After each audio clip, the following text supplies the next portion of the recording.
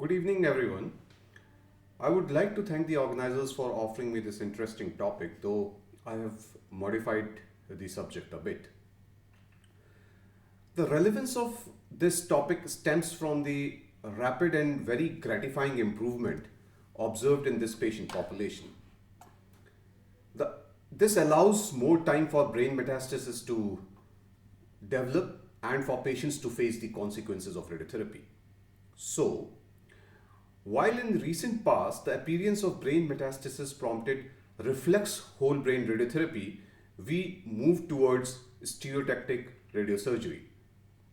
There is now irrefutable evidence that mutant non-small cell lung cancer have a higher rate of brain metastasis, and for a while we were comfortable with sequencing SRS followed by TKI. But with the emergence of CNS penetrating TKIs, the optimal management is again in a state of evolution, and with the emergence of immunotherapy, I anticipate that it is going to get a lot more complex. But before we delve into this topic, let's take a glimpse at the spectrum of survival in this group of patients. And it is astounding to see that some of the patients can survive up to 4 years after being diagnosed with brain metastasis, when just 2 decades ago we expected only half a year. Some might disagree, but this progress has been the result of concerted efforts made by both medical and radiation oncologists. The journey from whole brain radiotherapy to SRS is a lecture on its own. But keeping in mind the multidisciplinary members of this meeting, I will stick to the key highlights. While it's currently fashionable to criticize whole brain RT for its shortcomings, it served us well in the past. Before the turn of the millennium, whole brain radiotherapy was all we had, and it offered something to the patients and their family. You can see here. With the development of SRS, early results suggested that it had an incredible local control rates,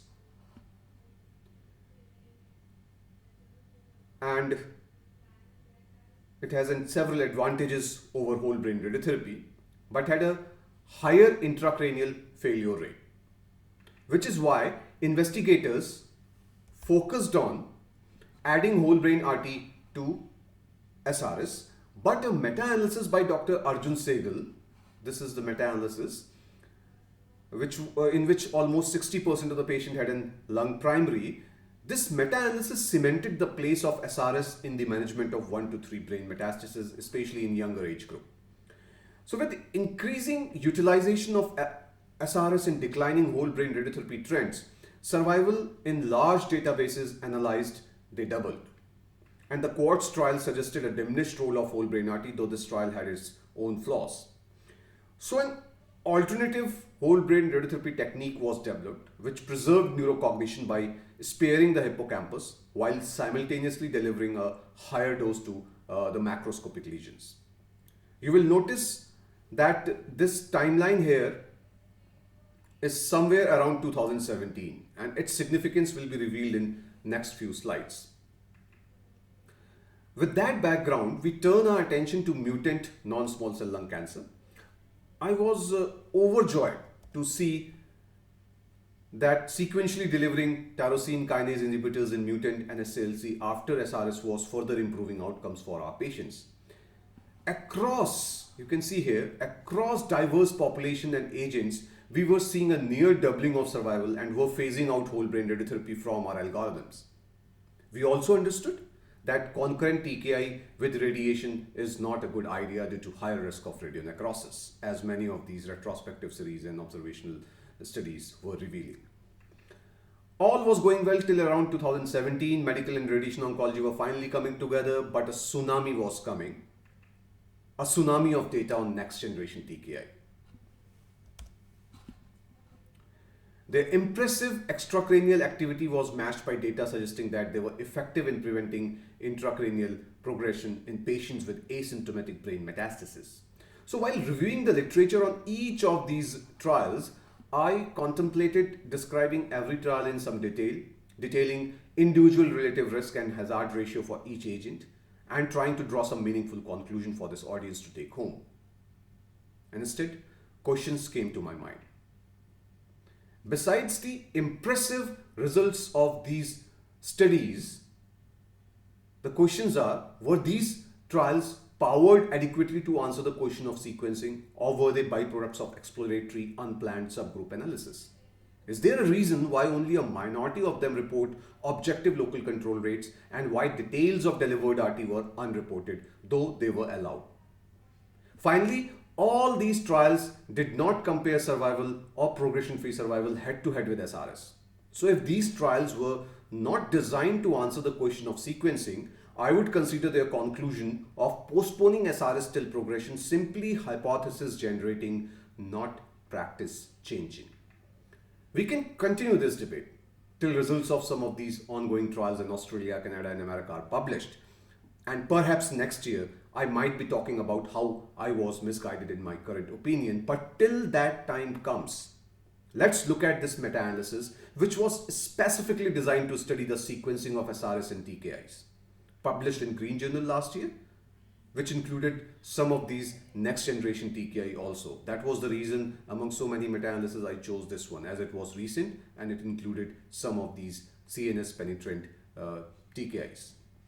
The population was predominantly EGFR mutant rather than ALK mutant, reflecting the real world distribution of these mutations. And sequentially, SRS and TKI improved progression-free survival by 5 months, missing the significance mark by just 0.01. The difference in overall survival was non-significant.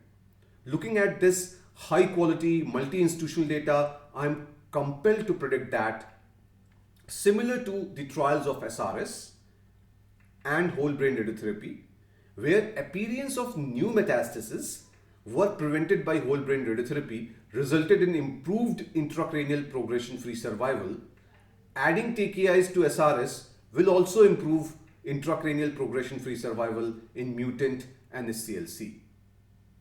Essentially, TKI could replace whole brain RT in our algorithms.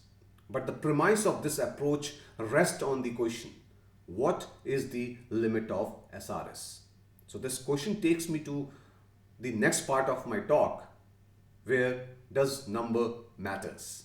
So if you ask this question to head of the Japanese Lexel Gamma Knife Society, Dr. Yamamoto, and review his research on this very question, there are no limits on the number of lesions which can be treated with SRS. The pivotal JLGK0901 study is revered in radiation oncology community as the first of its kind, proving that patients with 2 to 4 brain metastases had equivalent survival to those with 5 to 10 brain metastases. And this came a full year before Segal's meta-analysis, which made SRS the standard of care for limited brain metastases in America and Europe. And a full 5 years later, Hughes et al. Replicated the results of Dr. Yamamoto in an American multi-institutional analysis, suggesting that survival of 2 to 4 and 5 to 15 metastases were equivalent. Pushing the envelope even further, Dr. Yamamoto in his next analysis proved that patients with 2 to 9 metastases enjoyed equivalent survival when compared to 10 to 63 metastases.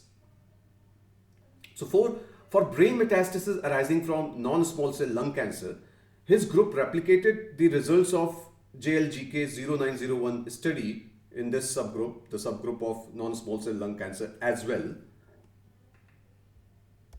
Interestingly, when substratified by the type of treatment these patients received after SRS, TKI or TKI followed by chemo, they all were statistically equivalent. Since these TKIs were first generation TKIs, consider the possibilities of adding next generation TKIs to SRS as I had shown you in my previous slides.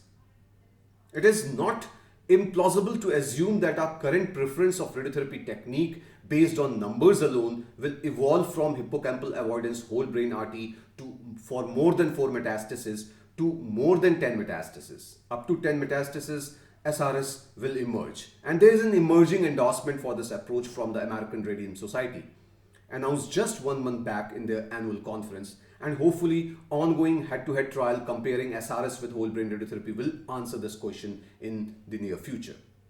But before we all head back to our clinic on Monday and start irradiating up to 10 metastases with radical intent, let's, for a brief moment, also consider the limitation imposed by technology. Dr. Yamamoto's result arise from a long experience with working exclusively with gamma knife, a single purpose delivery platform designed exclusively for intracranial treatments. Also, advances in technology like CyberKnife and linear accelerator based SRS platform have wider availability and applicability. And as our experience with these platforms increases, we will appreciate the inherent trade-off associated with each technique. In the interest of time and to maintain the attention of our multidisciplinary audience, suffice to say that SRS planning and delivery is not an easy endeavor. From my own experience with delivering SRS for a single patient, I can safely say that it requires at least a full working day to create a high quality deliverable plan. But eventually, it is immensely gratifying to see the hard work pay off. In last 2 years, we have treated 127 brain metastases in 58 patients with up to a maximum of 4 lesions per patient.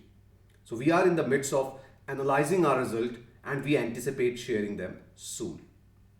So to conclude, we try to follow this algorithm, and specifically if we focus on asymptomatic TKI naive patients where the extracranial burden is not alarming and patient have a metastasis in the range of 1 to 4, we try to convince our medical oncology colleague to go ahead with SRS first, followed by a systemic treatment. And for any other reason, if we are not able to deliver SRS and patient requires whole brain radiotherapy, then in those scenarios, we try to avoid whole brain radiotherapy as long as possible. Well, things are not so simple as it seems to be, and you would comprehend it fully if you witness our multidisciplinary tumor board. To add to this complexity, financial status of patient also plays a major role in decision making, both with regard to choice of TKIs and technique of radiation.